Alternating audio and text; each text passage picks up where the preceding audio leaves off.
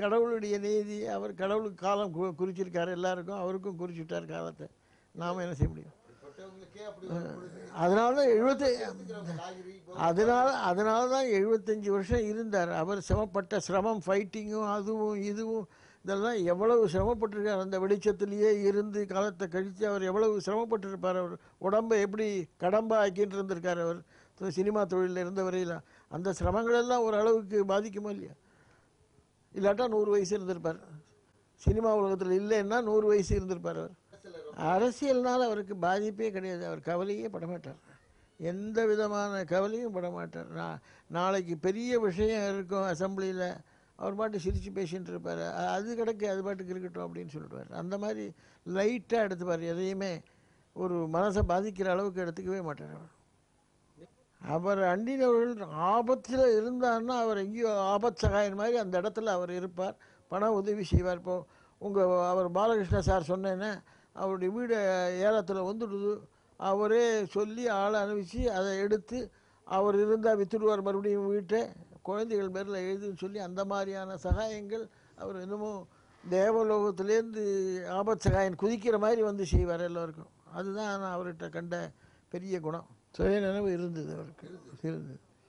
பிளேனில் போனதெல்லாம் தெரியுமான்னு நான் போய் கேட்டேன். எனக்கு அண்ணா தெரியுமே பிளேன் போனது எல்லாம். நீங்கள் பிளேன்லேயே கேட்டேன், பிளேன்லேயே பேசினார் என்கிட்ட.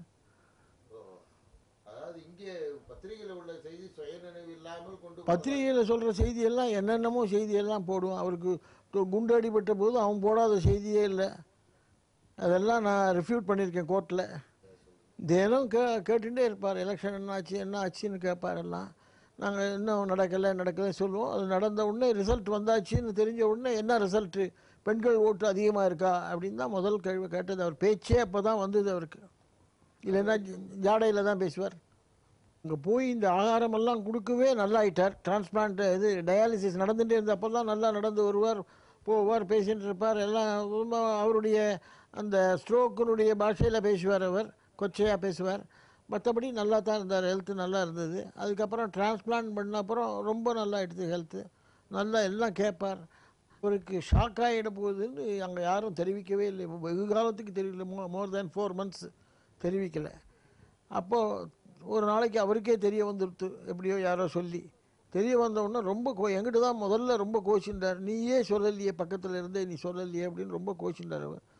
உங்கள் உடலை பாதிக்கப்படாதுங்கிறதுக்காக தான் நாங்கள் உங்கள் நன்மைக்காக தான் நாங்கள் சொல்லலைன்னு சொல்லி கன்வின்ஸ் பண்ணேன் அவர்.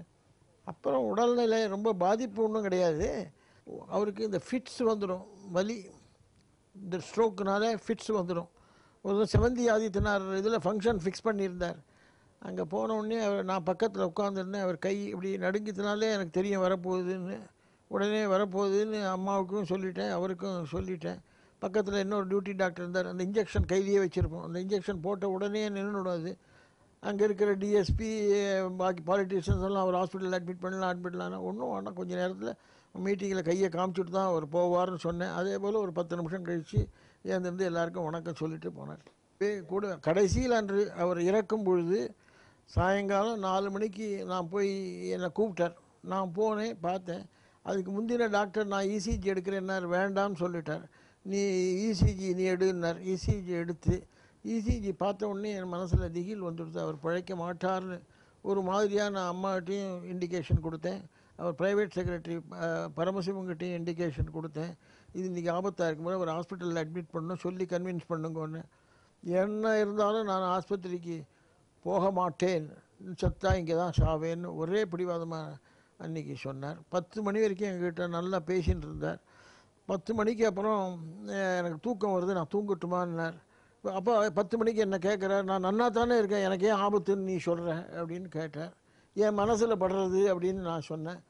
12 மணிக்கு ஏந்திருந்தார், மோர் வாங்கி குடித்தார், அப்படியே மாணிக்கத்து மேலே சாய்ச்சிட்டார் அவர். அதான் நடந்தது.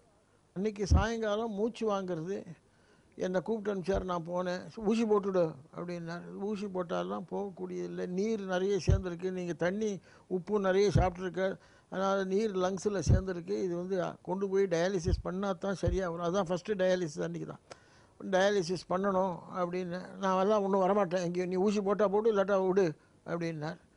நான் அங்கே இருந்த செக்யூரிட்டி ஆஃபீஸர், அந்த பிஏ எல்லாரையும் கூப்பிட்டு அவர் வந்து சீஃப் மினிஸ்டர் இருந்தால் கூட இப்போ நான் சொல்கிறத நீங்கள் கேட்டாகணும். அவரை நேராக தூக்குங்க, ஆஸ்பத்திரி கொண்டு போகணும் அப்பாலாக்குன்னு சொல்லி அங்கே கொண்டு போய் சேர்த்து பிசி ரெட்டி கிட்ட பேசி, எம்கே மணி ஊட்டியில் இருந்தார் அவர்கிட்ட பேசி, அவர் அசிஸ்டன்ட் ராமன்கிட்ட பேசி டயாலிசிஸ் பண்ணி அடுத்த நாளைக்கு நல்லா ஆயிட்டார். அவரே நடமாட ஆரம்பிச்சிட்டார். அடுத்த நாளைக்கு ஷேவிங் எல்லாம் அவரே பண்ணிட்டார். நல்லா நடமாடின்னு இருந்தார். அதுக்கப்புறம் ஒரு 6 நாள் பொறுத்து இந்த கவர்னர் பார்க்க வந்திருந்தார் குரானா. அவருக்கு டீ கொடுக்கும்போது கையிலேருந்து வழுக்கெடுத்து அந்த கப்பு விழுந்துடுத்து கீழே. இன்னொரு கப்பு கொடுத்தா அதையும் கீழே போட்டார். இன்னொன்று கொடுத்தா அதையும் போட்டார். அப்போ ஸ்ட்ரோக் வந்துடுது. நான் தீர்மானம் பண்ணி அம்மாட்ட கூட சொன்னேன், இந்த மாதிரி ஸ்ட்ரோக் வரும் போல் இருக்குது அவருக்கு. அன்றைக்கி ராத்திரி மிட் நைட்டு கம்ப்ளீட்டாக ஒரு பாதி ஸ்ட்ரோக் வந்து பேச்சும் வராமல் போயிடுது. அதுதான் அவருக்கு ஸ்ட்ரோக் வந்த கதை.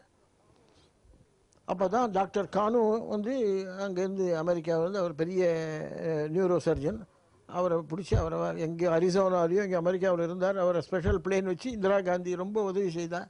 அந்த உதவினால் அவரை உடனே கொண்டு வர முடிஞ்சு அவர் வந்து பார்த்து அவரால் கொஞ்சம் நல்ல சௌகரியம் அடைஞ்சார். இல்லை ஆரோக்கியத்தோடு இருக்கார், நல்லா இருந்தார். அவருக்கு ஒரு நல்ல தங்க யானை ப்ரெசன்ட் பண்ணார். அவருக்கு எல்லோரும் அளவுக்கு மிஞ்சி போஜனம் செய்யக்கூடாது. ஆகாரத்தில் தான் முதல்ல கட்டுப்பாடு வேணும். ஒரு தரம் சாப்பிட்டால் யோகி, 2 தரம் சாப்பிட்டால் போகி, 3 தரம் சாப்பிட்டால் ரோகி போகி, 4 தரம் சாப்பிட்டால் உயிர் விட்டு போய். அதனால் இந்த ஆகாரத்தில் கட்டுப்பாடு இருக்கணும் ஒன்று. 2வது மிதமாக சாப்பிட்ணும். அது அளவுக்கு மிஞ்சி சாப்பிடக்கூடாது.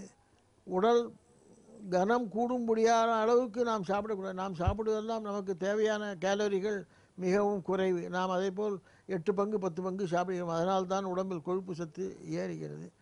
அப்படி அந்த ஏறும் அதிகப்படியான சத்தை கரைக்க வேண்டுமானால் அதற்கு எக்ஸர்சைஸ் வேண்டும். தீவிரமாக எக்ஸர்சைஸ் செய்தால் அதிகமாக சாப்பிட்டாலும் அது நம்ம உடலில் சேராமல் கரைந்து விடும்.